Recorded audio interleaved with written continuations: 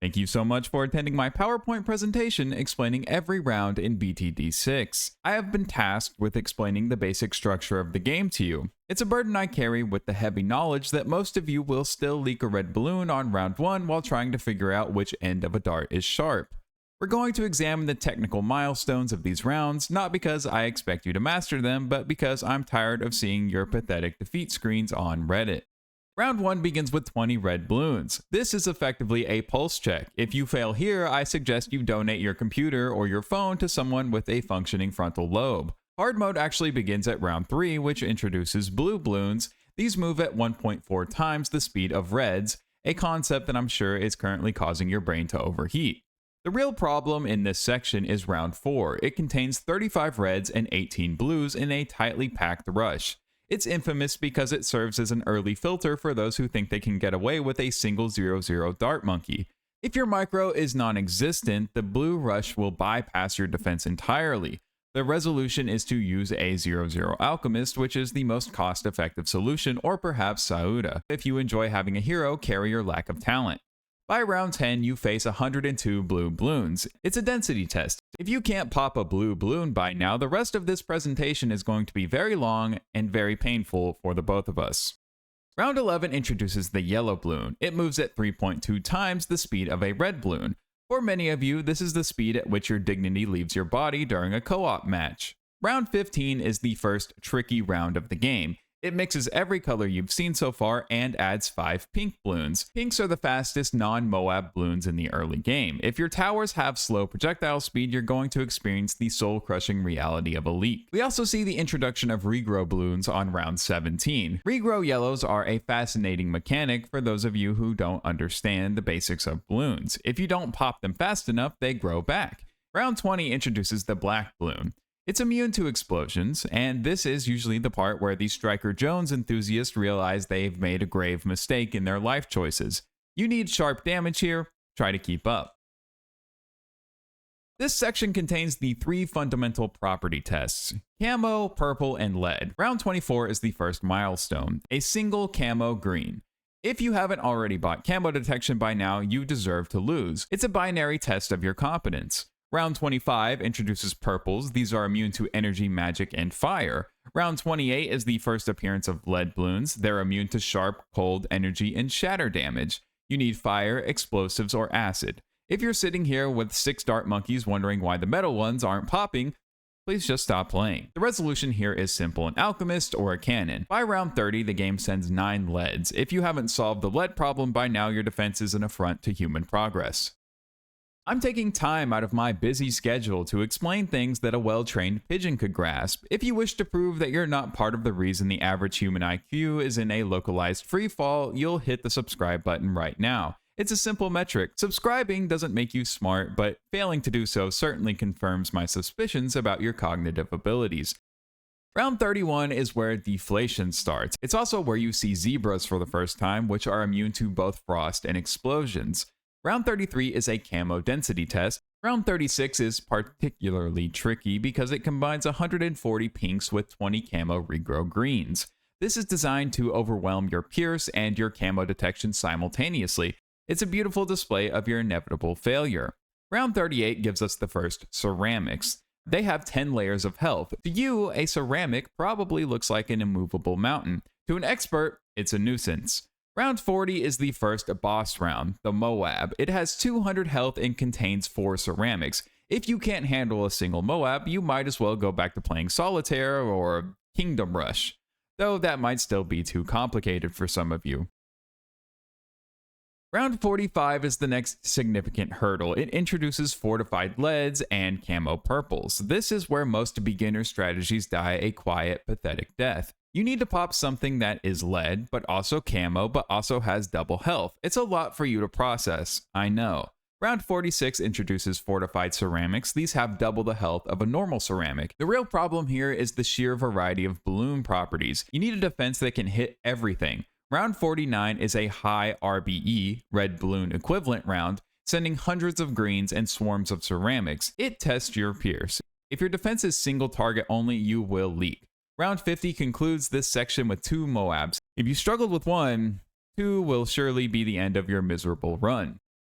Round 51 introduces camo ceramics. These are just normal ceramics that you're too blind to see. Round 59 is a critical milestone. Camo leads. You need camo detection and lead popping power at the same time. If you relied on a hero like Quincy for camo, he might fail you here because his lead popping is, well, it's Quincy.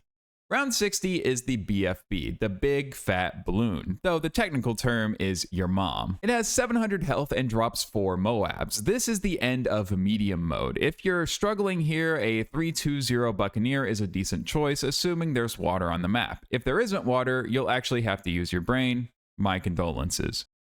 Now we enter the territory where the game stops holding your hand and starts slapping you across the face. Round 63 is the most infamous round in the history of the franchise. It contains 3 massive waves of 122 ceramics. It's the #1 filter round. If your defense doesn't have area of effect damage, you are finished. It's a pathetic sight to see a player reach round 63 only to be deleted by a bunch of clay pots. The resolution is simple for those with eyes. A 204 ice tower can handle it pretty well. Even a 402 boomerang can solo it on easy maps. Now, you won't do that. You'll try to use a crossbow master and then wonder why you're looking at the game start screen 5 seconds later. But round 64 through 70 just escalate the Moab and BFB count. It's a prelude to the nightmare that follows.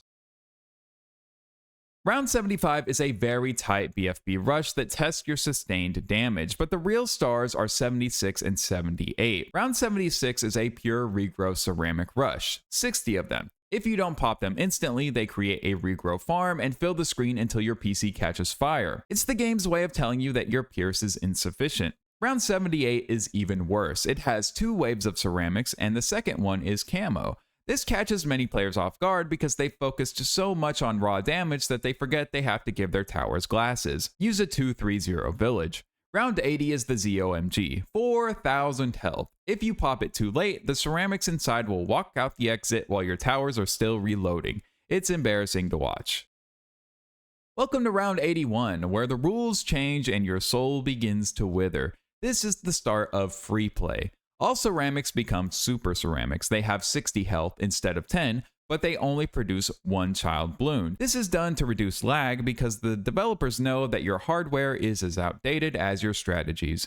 Moab class bloons also start gaining 2% health and speed every single round. The milestone here is round 90, the DDT, Dark Dirigible Titan. It has the properties of a camo bloon, a lead bloon, and a black bloon. It moves with the speed of a green bloon, and it's a technological terror designed specifically to end your chimp's run. If you don't have an MIB village or an Icicle Impale Ice Monkey, you are essentially inviting the DDTs to dinner. They will eat your lives and leave you with nothing but regret.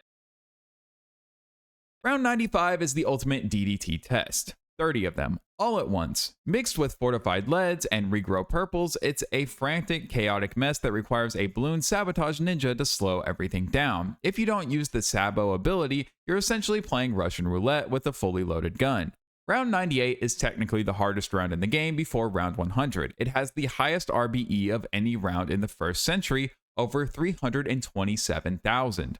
The problem with 98 is the fortified BFB spam. When they pop, they release a flood of super ceramics that will overwhelm your Pierce. You need a Shattering Shells mortar to remove the fortified property, but you're probably too lazy to micro a mortar. Round 99 follows immediately with fortified DDTs, and finally round 100, the BAD, Big Airship of Doom. 28,000 health. It cannot be slowed, it cannot be stunned, it is a pure DPS check. If you fail, you've wasted 20 minutes of your life. Congrats. If you thought the game ended at 100, you're wrong. The rounds from 101 to 140 are still predetermined. They are essentially a marathon of everything you've seen before, but ramped up to an absurd degree. Round 111 contains 22 ZOMGs, round 119 introduces 3 bads at once, and round 131 has the highest RBE of any of the predetermined sets, nearly 1.5 million. By the time you reach round 140, you face a fortified bad, followed by a regular bad. This is where most normal defenses fail. If you don't have a Paragon or a Vengeful True Sun God by now, you aren't playing the game, you're just waiting for it to end. The cash per pop has dropped to 2%. You're essentially working for free at this point, which is fitting considering your value to society. Beyond round 140, the game becomes randomized based on RBE budget, with a few exceptions. Round 200 is the final scripted boss with 2 fortified bads and nearly 4 million health combined. The scaling continues until round 10,000, at which point the game essentially gives up on you. The health and speed ramping becomes so extreme that the Bloons move faster than the speed of light and have more health than the number of atoms in the universe. It's a futile exercise in vanity. You're chasing a number that doesn't care about you, but then again, neither do I. Thank you, and subscribe!